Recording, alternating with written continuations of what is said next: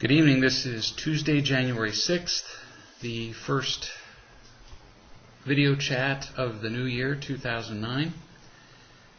We're tickled to have you with us. And we'll begin with a comment, actually, more than a question, that came from the holiday season of last year. This is a participant in the chat who wrote and said, I've been struggling for the past few days. I'm not feeling overjoyed with seasonal goodwill. A couple of things have happened in the last few days that are showing me just how empty I am. This is coming as somewhat of a surprise since I wasn't aware of it. One incident happened in Walmart, which we should be able to identify with easily since there's a Walmart in pretty much every town in America now.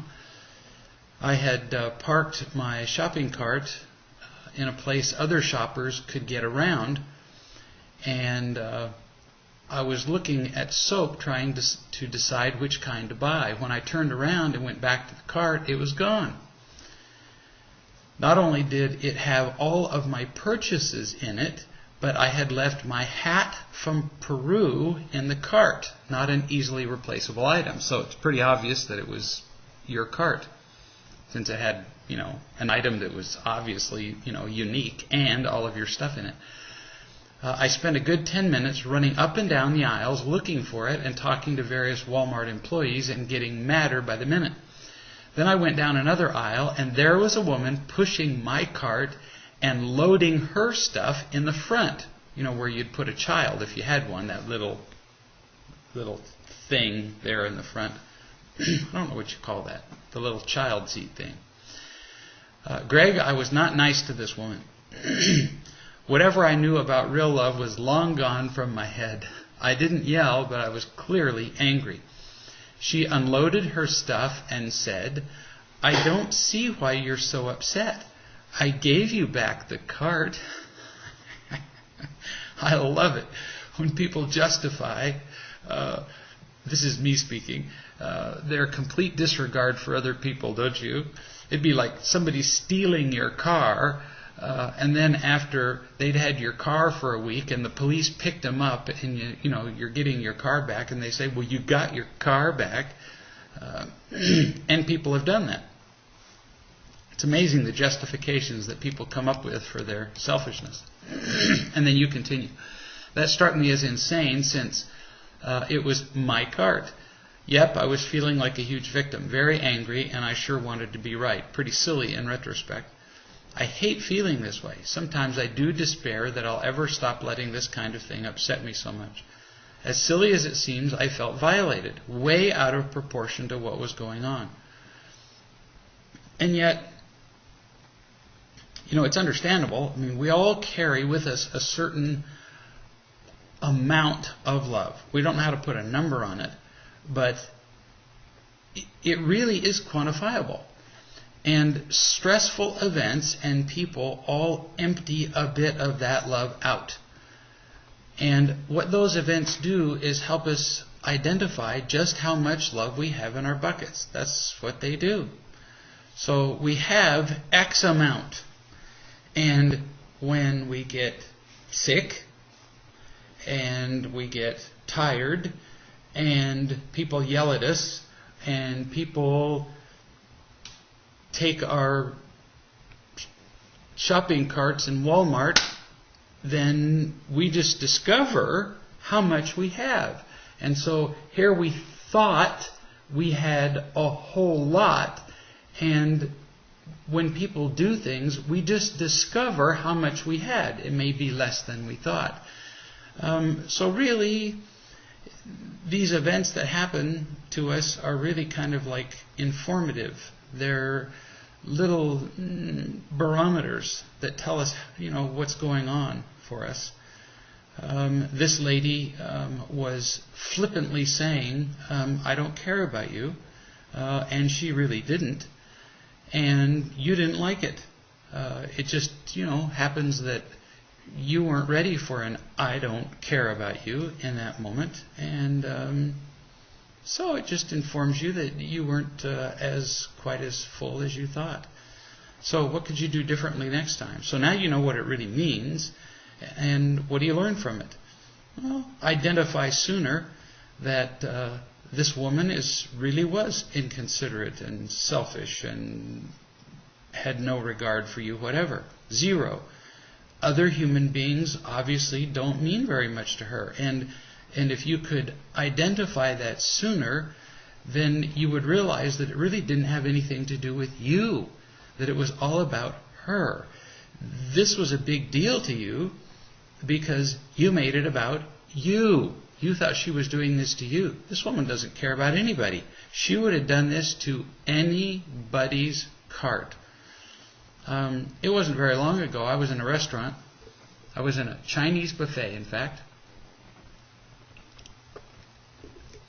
And I'm standing behind a guy, and the dish that he was dipping his spoon into was some kind of like seafood something, hot seafood salad.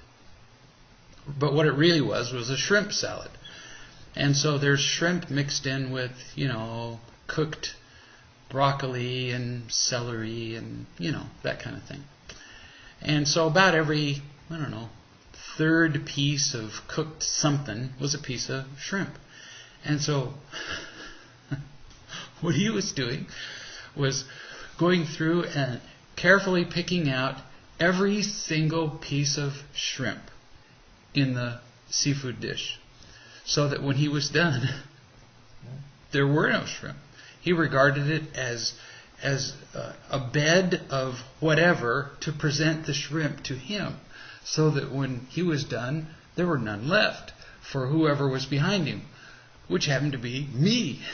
And so I'm watching him do this, and I'm going, you got to be kidding me. What do you think you're doing? And I had that look on my face, and Donna's looking over at me, and I'm going, and I even went, look at this guy. I was actually going to say something to him, and she comes over and goes, no, don't say anything to him. Because she was wiser than I in the moment. I was taking it personally, much like you were in Walmart. And she was wise enough to go, no, this guy has no consideration for human beings. Now, imagine, what if I'd said something to this guy? What do you think you're doing? What a foolish thing to do. This guy's what? He's probably 50-something years old. So for 50-something years, this guy's had no consideration whatever for other human beings. Now, what am I going to do right there in the restaurant? Teach him to be considerate of other human beings?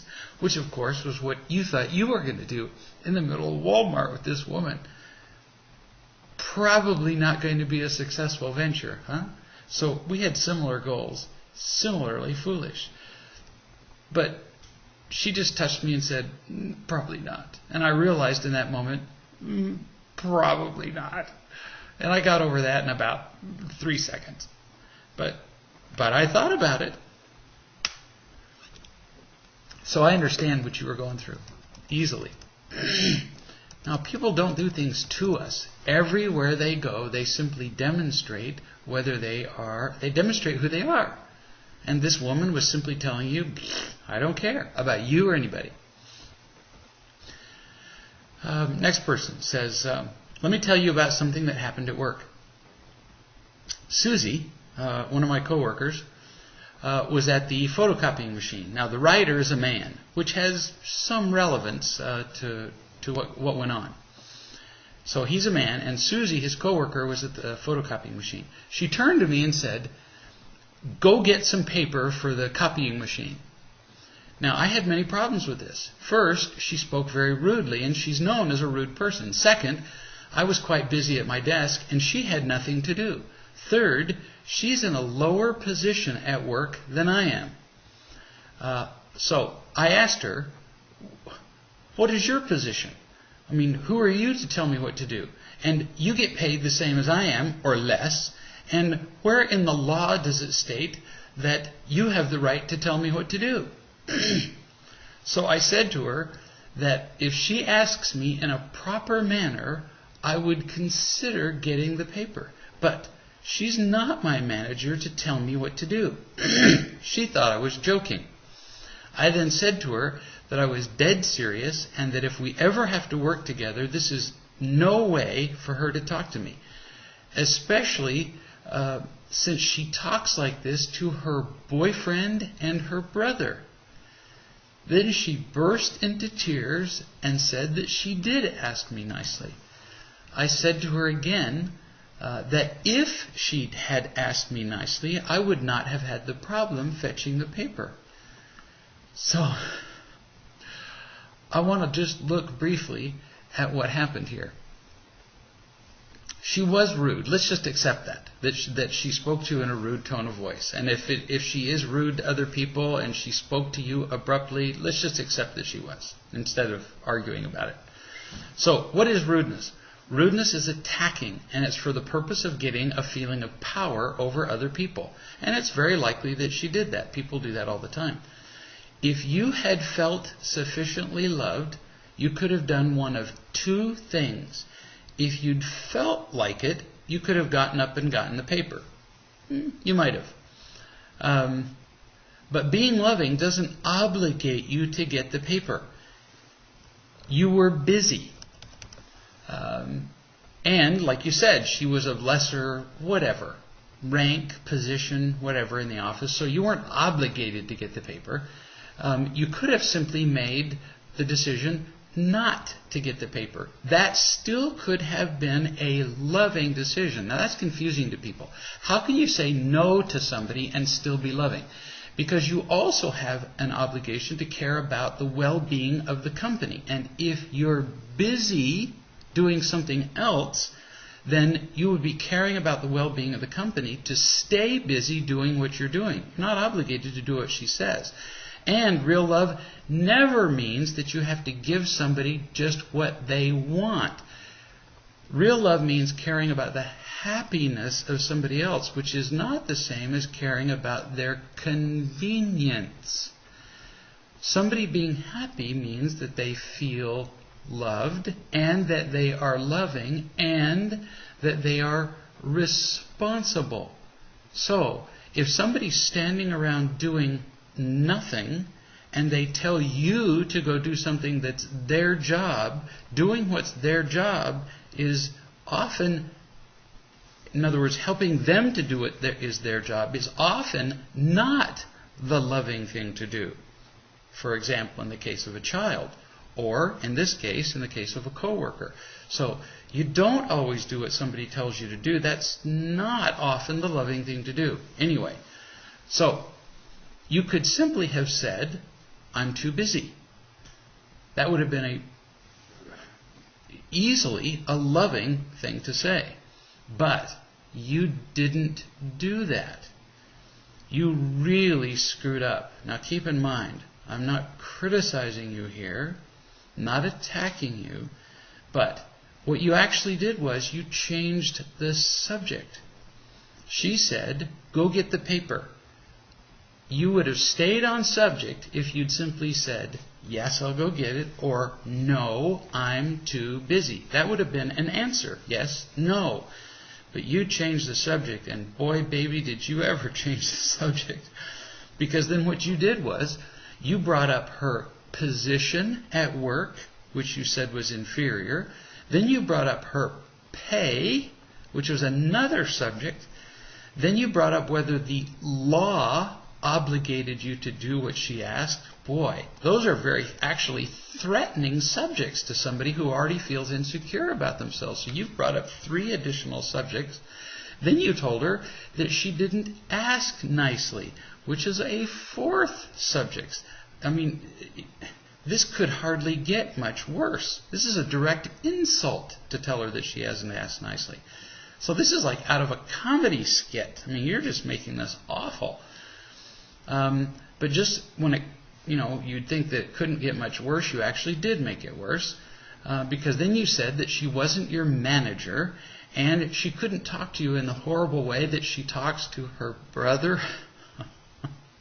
I can hardly finish this. And her boyfriend. So now you're bringing in personal insults about her family affairs, almost like you'd hired a private detective and you're sharing this information with the entire rest of the office. This is like the equivalent of dropping a nuclear bomb in the middle of the office. So she burst into tears, which actually is understandable because you've insulted her in about 5 different ways. That's just so far. And then she protests that she did ask nicely, which frankly she really had to do. She had to defend herself just to protect herself after being insulted in 5 different ways, even if she really was rude. And you retaliated by saying that if she had been nice, you wouldn't have had a problem getting the paper. In effect, telling her not only that she was rude, but now that she's a liar in addition. So this is about as bad as it gets. So you might as well have gotten out a baseball bat and hit her in the head. So this is a whole lot of mistakes in just a few sentences. So then you continue. She then went into the secretary's office. And there they started a gossiping session. And I said to her that it is no use gossiping about it, but that she must take it up with the boss. So, just when you'd think that it couldn't get worse, you dove deeper into the toilet. So, was she right to gossip about it? Well, no, obviously not. She was attacking you again. But again, that was none of your business. What she does wrong doesn't make it okay for you to do something wrong. You should have left it alone. Just like you should have left it alone that she was rude to you. But instead, you actually went into the secretary's office. You got up from what you were doing and you interrupted the gossiping session, which was none of your business. You told her to stop it and take it up with the boss. That was a huge mistake. You should have stayed out of it. It was already bad enough. But you got up and went in there and made it much worse. Never interrupt people who are gossiping. So then you shamed her in front of her friend. So then you said, the secretary then started to shout at me. I'll bet. Because you went into her office where you shouldn't have been. So now you're seen as a monster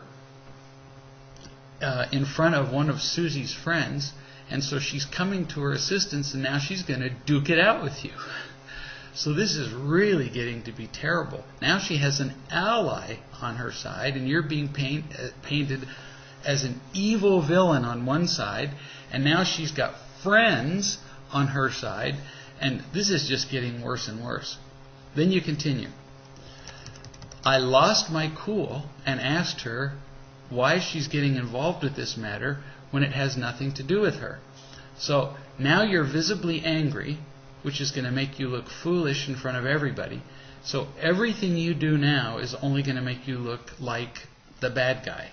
Trust me on this. And now you're telling her, the friend, that she's a busybody. So now you're accusing Susie of being a horrible person and her friend. Oh, this is going to bind them together like nothing else. And now you're going to lose not just twice, you're going to lose 100 times. It's getting worse by the minute. So then you continue. She continued, and having asked her twice more why she's getting involved, I turned around and walked out of the office. The 2 ladies were following me, and the secretary continued to shout after me and threatening me with the manager. I turned around and told her she should not threaten me with the manager and that I'm not scared of him, and I went back to my desk. So now we have a shouting contest that's taken place and disrupted the entire office, and I promise, without reading any further, that you will be blamed for all of it, and that these 2 will do everything they can to bring you down, including lie about you, because they've been offended by you, and they will nail you to the wall. You are dead because you've hurt them, and so they're now going to hurt you back. Then you continue. The next morning I was co-facilitating a training session at our regional head office. I received a message that I needed to return to my office to see my boss. He was very rude and abrupt and informed me that I was suspended without even asking me my version of the story. Yeah, well, entirely unfair and wrong. You're right about this, that it's unfair and wrong, but this is what happens when you attack people, especially two people at the same time, because they will band together and they will screw you. And when you're angry, this is why I say every time, when you're angry, you're wrong. Because what you're telling people when you're angry is, I don't love you, and they will get you back. And in the workplace, they'll get you back in more ways than you can count. Now, am I saying that these ladies were right? No, they're wrong. They are wrong, wrong, wrong. But, boy, once you start getting people, once you start being angry at them, you just as well cut your own head off, because they're going to do it for you. Half an hour later, my boss phoned again and spoke to me rudely and accused me of interfering with the witnesses to the event. I had no clue what he was talking about and told him so, and then he hung up. 3 days later, he phoned me again and accused me of falsely of something else, and I'll bet he did, because these two ladies are feeding him information that's lies. Again, I had no clue what he was talking about. Then I had to write an email to our CEO. He appointed the regional human resource manager to look into the matter. When he got us all together, it turns out that the story the two ladies were telling was all lies. I told him what had happened, and the stories were all conflicting, and I was reinstated, awaiting the final investigation of what happened. Anyway, it was all a huge conflict, and eventually it was worked out, and you were reinstated. But what feels wrong is the fact that they got the better part of it through lying. So, there's a valuable lesson here in this for you. There's an old saying that goes, cheaters never prosper. Well, that saying isn't entirely true, because in the short term, cheaters and liars do prosper. Because if you get two liars together, like this one, that tell the same story, and if they tell it first, because they went to the boss will tend to believe them. So, it's a real problem. Now, you benefit from the fact that you learned something from this. And you will learn and you will grow from telling the truth. You went in there and you said, because you said it here earlier, and I didn't read your entire story, that you admitted your fault in this. You admitted that you made a mistake. They probably didn't admit a thing. And so you've learned from your mistake. You will be wiser next time. You will be less likely to make a mistake like this. You learned and you will be happier. These two other people won't be happier, because they're acting like victims, and they'll continue to blame other people for their mistakes probably for the rest of their lives and won't learn a thing. Well, what good does that do you in the short term? At work, probably not much. But in the long term, you will be a happier person. In the short term, well, you may have gotten screwed on this one. That happens. But in the long term, you have learned a great deal of wisdom here. You will be much less likely to get involved in a situation where you are angry, or where you accuse somebody of something, where you tell them you weren't nice to me, where you bring up somebody's flaws and say you were rude to me like you were to your brother or your boyfriend. So the lesson is still true, that we need to be truthful about our mistakes, but we also need to be much less likely to point out the mistakes of other people in situations where they can't hear them. So you learned a lot. You really did. And walk away with those valuable experiences. It's huge. I've learned a lot of painful lessons of my own from experiences much like this one. Here's somebody who said, my mother read the last paragraph of the book Real Love, and now thinks she should return to a relationship with an abusive sociopath. Is that what Dr. Gregg meant in that paragraph? Let me read that paragraph. The very last paragraph of the book Real Love says, and I was talking about leaving relationships, like as in divorces and so on. In spite of all this talk about leaving relationships, sometimes staying in a relationship with an unloving partner, be it a spouse or a friend, is simply the right thing to do. He or she may never learn to tell the truth or accept our love or love us in any way, but we can still learn to love that person and find great happiness in doing that. So let's talk about when to leave relationships. If your life or health is in danger, that's a great time to leave a relationship. If you've got somebody who's threatening your life, don't read the last paragraph of that book and say, well, I really need to be more loving and I should stay in this relationship and have your life threatened. Don't do that. Even if it threatens your health. I mean, if your blood pressure is regularly going through the roof and you're getting an ulcer and so on, don't. Now, in some cases, that doesn't mean, well, then contact your divorce attorney and divorce your husband or your wife. It may be that you need a separation, for example, for some period of time until either you and or your partner learn enough about real love to where you can make your relationship workable. In some cases, the separation may need to be permanent. Now, when not to leave a relationship? Don't leave a relationship while you're blaming your partner and while you're angry at your partner. Because if you leave while you're blaming, then you won't have learned anything. And you're just going to go on and repeat that in the next relationship and in the next one and in the next one. Although, there's a but to this, if you're blaming and your life is being threatened, like I just mentioned before we got to this, even if you're blaming and your life's being threatened, still leave. Always preserve your life and your health. So,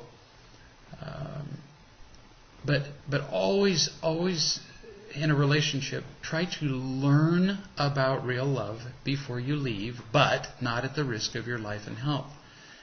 And don't leave a relationship just because, the relationship isn't a great match. How many times have I heard people tell me, well, we're just not in love anymore? Well, tough beans. Then learn about real love to the point that you can share unconditional love with your partner to the point that you learn what love really is. It's not about falling in love. We fall down. We fall into curbs. We fall into mud puddles. You don't fall into genuine love. So this business of falling in love is such an excuse for leaving relationships. Well, we're just not compatible anymore. Oh, what a lazy excuse for leaving a relationship.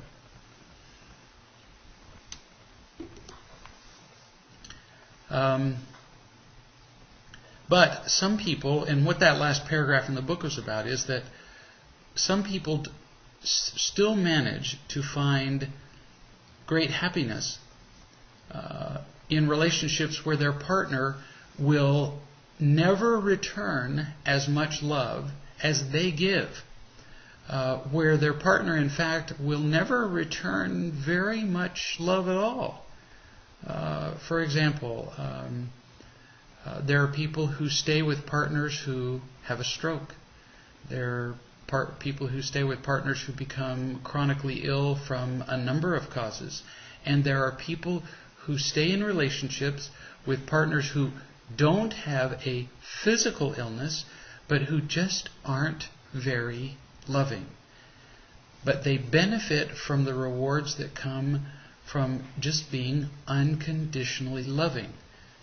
The bottom line is this: if somebody's in a relationship and they're with a partner where the burden of being with that partner, for whatever reason, whether that partner is physically or emotionally abusive or whatever, but where the burden of being with that partner is to the point where they just can't be happy. And I'm not talking about dancing in the rain and, oh well, we're just not compatible, and well, I'm just not in love anymore, and well, we just don't vacation in the Tortugas every 6 months like we used to. No, not that kind of happy, not entertained and excited. No, that's not what I'm talking about. I'm saying when you're in a relationship with somebody where the burden is so great that you can't grow and feel loving anymore, then it may be time to leave that relationship. I'm talking about the kind of relationship where you're with somebody who is just a crushing burden. Somebody who is just emotionally abusive all the time to the point where it just saps all the love you have. That kind of relationship. Then you may need to consider leaving the relationship. So the person who wrote this to me, when your mother, if your mother was in a relationship with an abusive sociopath, whoa, I've known people like that. And if she left that relationship because the burden was just crushing, where it just squeezed all the joy out of her life, no, I'm not recommending she go back to that relationship. I'm not. I'd suggest that she try to fill her life with real love.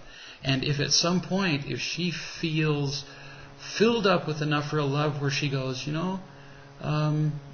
maybe I could rekindle that relationship. I don't know. Maybe that's something she could consider. But I wouldn't lightly suggest that to her. That would be a pretty serious move. And only she would be able to make a decision like that. But an abusive sociopath? Wow. That would be a very drastic thought.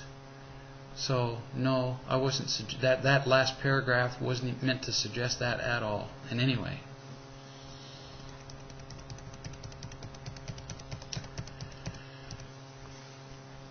My son is 10, new writer, and can be very disrespectful to people, especially to my wife. The other day he got angry at something my wife did and said to her, "Nobody likes you." Children can be pretty mean. Her feelings were really hurt, and she went into the next room and cried. Later on, I made him apologize to her, but I don't know how to make him be more respectful. He also uses pretty bad language on occasion. Making a child apologize is pretty worthless. When we make children apologize, all they learn is that we're bigger than them and we can make them do things. Really. That's all they learn. And all they learn is a sense of obligation. So what did they get out of that? All they got was, Dad's bigger than me and he makes me do stuff. Oh, so what? It's much more effective to teach the child what it means when he talks like that. And so, you say to the child, so Fred, so when you said that to your mom, nobody likes you, how do you think that felt? Well, a 10-year-old's going to say, I don't know, because they don't think about things like that. They only think about themselves. And so you say, so how do you think it would feel for you if I said that to you? Nobody likes you. What if 20 other people said that to you? Nobody likes you. How would that feel to you? Now, stay with it until he gets the point. He wouldn't like it. Stay with it until he can actually say the words, I wouldn't feel very good. I wouldn't feel very happy. I wouldn't feel loved. That's what he has to get out of it. And then until he gets the point that when he said that to his mother, she probably didn't feel loved or happy. Then stick with it until he understands, what does it say about him that he would say that? That he wasn't feeling very loved or loving or happy. So stick with it until he gets the point. So what you just said to your mom was, wow, pretty hateful. So if somebody said that to you, hey, nobody likes you, what would you like them to do afterward? What would you like? What would you like to get from them? Just stick with it until he says something like, gosh, I wish that they'd come and say to me, wow, that was pretty selfish of me, or yeah, that was not very thoughtful, or at least come up and touch you or something. Just till he figures out something. And then say, so, I don't know, what do you want to do here? Don't make him do anything. Let him figure out a solution. And then don't follow up on it. Don't. Let him figure out a solution and make a choice. Otherwise, the kids don't learn anything. The same thing with swearing. You were saying he uses pretty bad language on an occasion. So, whenever a kid uses a bad word, if you simply say, we don't use words like that, if you simply say, stop it, again, all the kid learns is, you're bigger than him and you can stop him. Well, pretty worthless language because you can't be with him all the time. If instead you simply immediately stop yourself when he uses language like that and say, what was that word you just used? Have him repeat it and then say, what do you mean by that? Because kids only use words like that for either emphasis or they use it because they're angry. That's why they do it. Or to impress people. There's just only 3 or 4 reasons kids use words like that. And so let's say if it's because they're angry. Then you say, so tell me what you are angry about. And have him describe his anger. Because if he uses the F word, for example, and you say, using the F word is kind of lazy. And it's non-specific. It's unclear. You didn't really convey to me what you were trying to say. So if you're mad at me, it would be much more useful if you were to say to me, Dad, I'm really angry that you blank. Whereas if you just say the F word, I don't really know what you're saying. It's just kind of, it's like you're a baby again. It's like a baby crying. When you hear a baby crying in the next room, you know something's wrong, but you don't really know what. So when you use the F word, you see, it's like you retrogressed several years. It's like you're back in the crib crying. So I hear you, but I don't really know what you mean. So you can either go backward or you can move forward a few years and express it to me clearly. And you stop him every time he uses a word like that and simply have him express what he means. And you'll discover that they don't keep doing it. They really don't. Because they realize that it's lazy.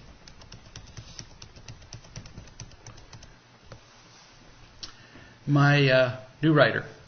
My wife and my son, Fred, not her biological son, so my wife and my son had an ugly fight at the table. Later, she came and told me that I should have stood up for her and defended her when the two of them were fighting. So I went to, this is very similar to the last, to the last reader. So I went to Fred and told him that he owed her an apology. Well, see, that's just cracked up. I mean, here's a child having an argument with an adult, and your wife wants you to demand an apology from the child, and there's something seriously wrong with this. So we've already had the discussion about demanding an apology. We don't need to repeat this. But you see, you also need to have a discussion with your wife. This is really whacked. Here she is. She was angry with the child, and this is where you have a discussion with her about real love. Every single time we're angry, we're wrong.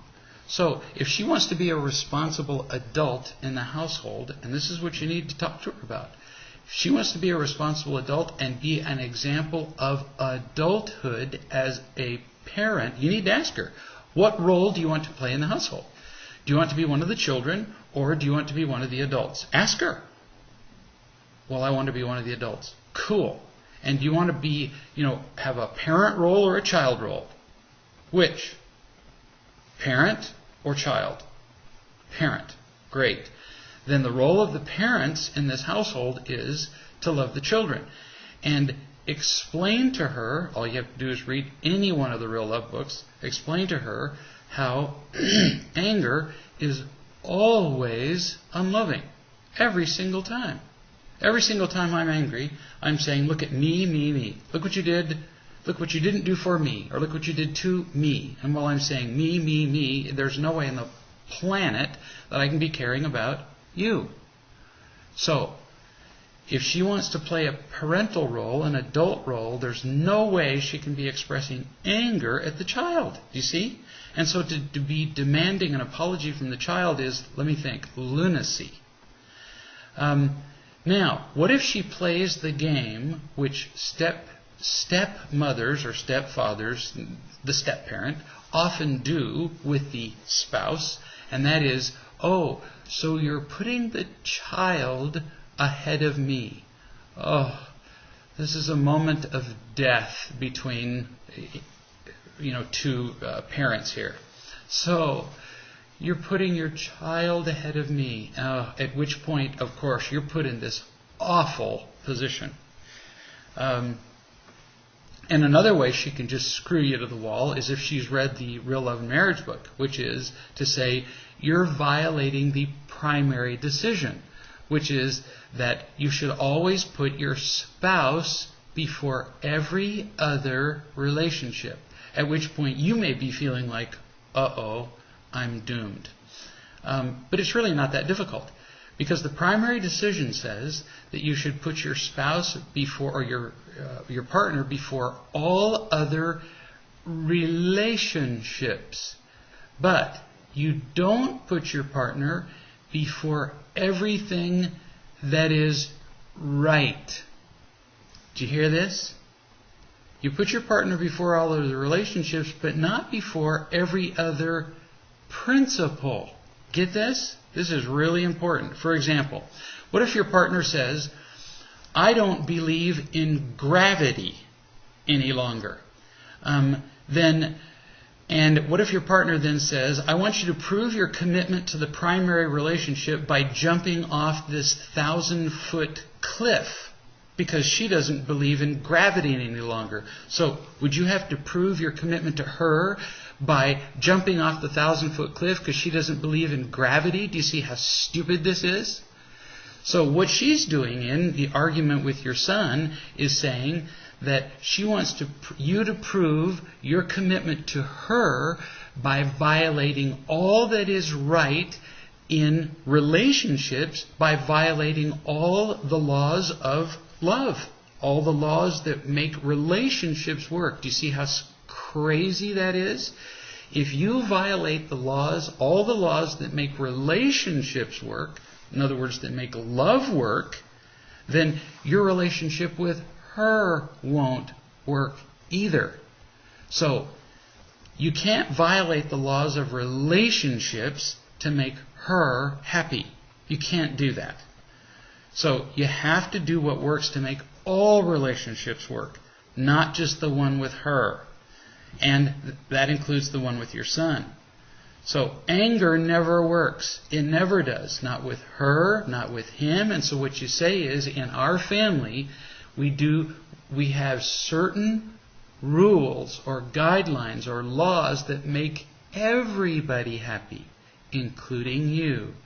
And anger never works. And if you abide by those laws, honey, sweetie pie, oh, light of my life, you will be happy, and so will the brat that you had the argument with at the table. And we all abide by those laws. And you'll discover that if she will do that, everybody will be happy. So, they were both wrong, your wife and the child. And it's okay if you tell both of them that. So, you tell your wife, sweetie, you were wrong to be angry. And so was he. And it's okay if you tell the boy, Fred, you were wrong to be angry. And so was your mother. Everybody lives by the same laws, and it's no secret. And don't play that secret game of, oh, well, we can't tell the boy that mom was wrong. No, everybody was wrong. Yeah. So it's not about, don't fall into the trap, the victim trap of choosing sides. There's no side to take here. You're choosing the side of truth.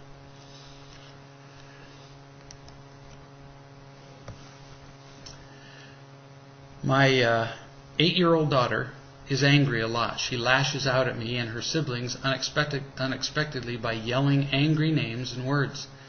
I used to punish her, but I'm trying real love, and so I'm overlooking most of her sassing and trying to talk to her about why she says it. However, now I feel like she owns me and I feel weak. I really haven't been good at giving her real love most of her life, but I'm not sure what behaviors to excuse as a lack of real love and what I should give attention and energy to. So, you talked about punishing, and punishing doesn't work. Punishing comes across as, I don't love you. And overlooking most of her sassing, which you say you're doing here, won't work either. Each time she sasses you, she's telling you something. So, if you overlook it, you're ignoring her. And so without realizing, that's more, I don't love you. You have to pay attention every single time she sasses you. So follow what I've been talking about with these other two parents that ask me questions about their children. Every time she sasses you, you have to help her see what she's trying to say. This is actually a continuation of these other two parents. So stop her immediately. Don't stop her by saying, don't sass me. But the instant she sasses, you have to immediately stop what you're doing, not stop what she's doing, and say, it's obvious that you're angry. Tell me what you're angry about. And get to the root of her anger. You need to thoroughly read the Real Love and Parenting book. And the parenting book will tell you how to respond to the anger of a child. You need to become really used to using the principles in the parenting book. In fact, I suggest that you read with your 8-year-old the parenting book. Introduce these principles into your family. And every day have family meetings with your child. It's not too early to read the Real Love and Parenting book with an 8-year-old and to make it required reading. I mean, in school, they don't ask children if they want to take reading. They don't ask children if they want to take math. They don't take a vote on it. Okay, all the children who'd like to take multiplication at this grade level, raise your hand. It's required.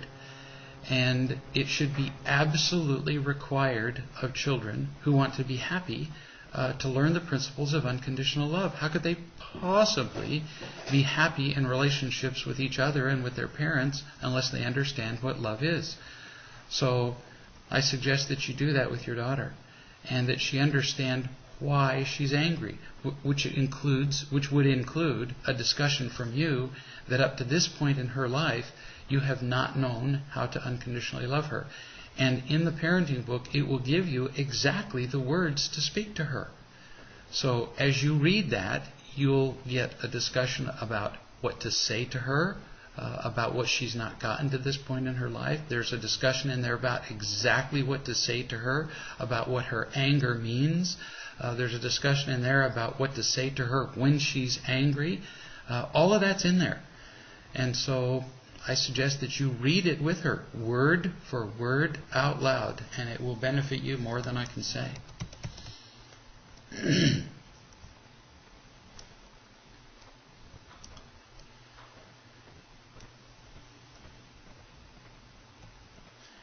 Here's somebody who says, this again was right at the end of the Christmas season, man, it's the little things in life that seem to cause the most issues. Here's the deal. My husband, everybody has a husband named Fred, and I ordered a television from a company called, it doesn't matter, whatever, on December 21st. The promised delivery date was 3 to 7 days, and we ordered it to be our Christmas present to each other. It's now been 10 days, including today, and the deal with the company and UPS is that nobody is telling us where the package is or when exactly we can expect shipment. So it's well past the delivery date.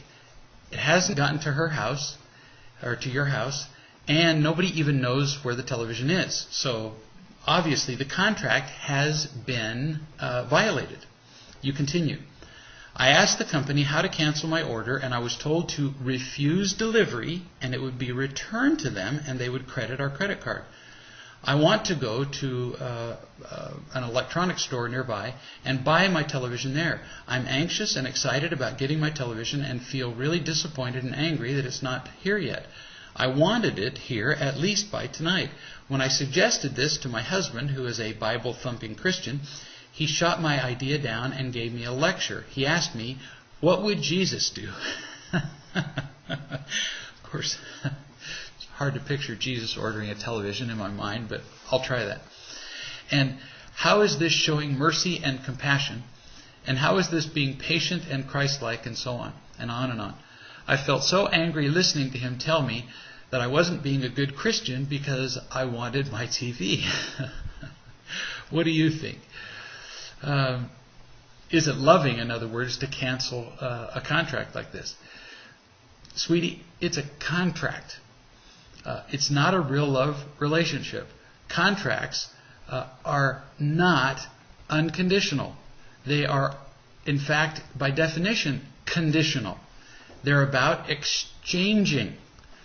In a contract, you pay X to receive Y. And it's agreed to. It's simple. If you paid X dollars for shoes that were brown, and then you received shoes that were black, would that be acceptable for fulfilling the contract? No, that would be a violation of the contract. And you would send the shoes back and ask for a refund. And you would be entirely justified. Now, in this case, they weren't shoes. You paid not only for a television, but you paid for a television of a certain size and brand, and to be delivered on a certain date. So, in fact, you even called the company and said, look, it's not been delivered by a certain date. And what did the company say? Refuse delivery, and we will honor that. We will allow you to refuse delivery and, go get your TV. So refuse the delivery and get your television and quit feeling bad. You, when you ordered it and you paid for it, you entered into a contract, and it was violated. There's nothing to be mad about here. It just didn't happen. So the contract is over and you move on. So, no, it's not unloving. It's not un-Christ-like. I have no idea what Jesus would do. But go get your TV.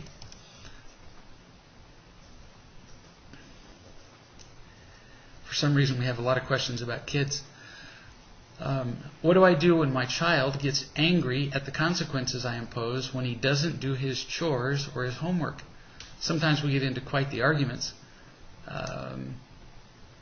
because he gets angry when the consequences are given. You know how when a child doesn't do something, then you impose the consequences, but then the kid gets mad about that. the thing we have to get across to the kid is when he chooses not to do the work, he's also choosing the consequence. So your mistake is continuing to buy his anger and to get upset with him and to keep talking to him about it. See, children only repeat a behavior if they're getting something from it. If he keeps getting mad about the consequences, clearly you're buying into it. Clearly you're getting upset. Clearly you are modifying your behavior in some way. Either you're making the consequences less, or you're continuing to get emotionally involved with him when he gets mad. You need to smile more when he gets mad about the consequences. You need to just smile and go, what are you upset about? When you chose not to do the work, you chose this consequence. So you must like the consequence. Now, me, for example, a child who chooses not to do the garbage, then, for example, he may, for example, not get to watch television. I would, for example, say to that child, gosh, it seems like you would want to watch television. I would like to have you watch television, but it seems like you don't want to watch television because you keep choosing not to take out the garbage. That puzzles me. Seems like you would want to. I would like to have you watch television. In fact, I would like to come up with a way where you can watch television more. Is there some system we can come up with so that you would do the garbage more regularly so that you can watch television more? I'm on your side. But gosh, you keep choosing not to watch television. Puzzles me. You have to not get involved in his anger. See, you keep quaking when he gets angry. For example, you can give him an analogy.